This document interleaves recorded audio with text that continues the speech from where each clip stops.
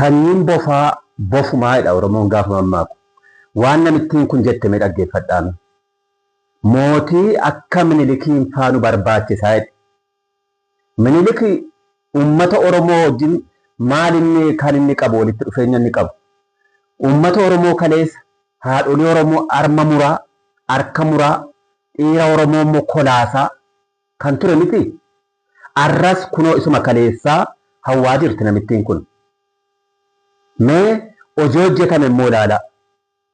Hojiin hojjetame hin jiru. Koriidariin jedhamu ofumaa samiitti bu'ee nuun gidduu seenaniitu nuun gidduudhaa nu baasanii daangaa nu kaa'anii. Ettee asmaariin kun as baatee sirba isheen gadhiiste dhaggeeffattanii itti yoo ta'e.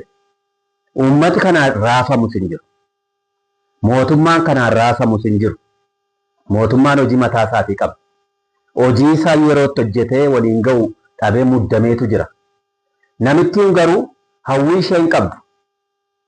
Nafxanyaan akkuma beekamu kaleessas diina uummata Oromooti. Arras diina uummata Oromooti. Boris tanuma.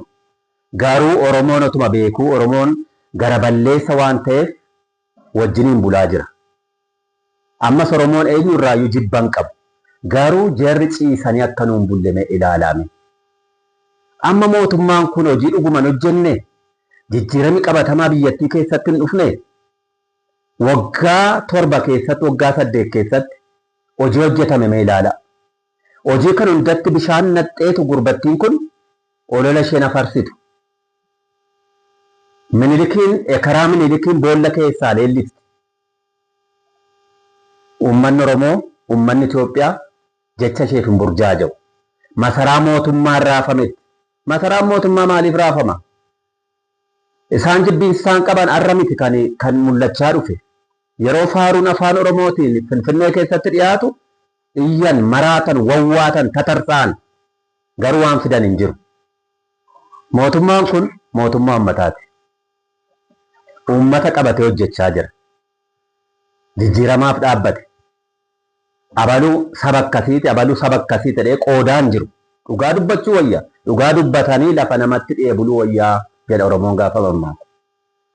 Kanaaf warri kun garuu warri nafxanyaan afaan tokko, biyya tokko, alaabaa tokko, qooqa tokko warra jedhanidha.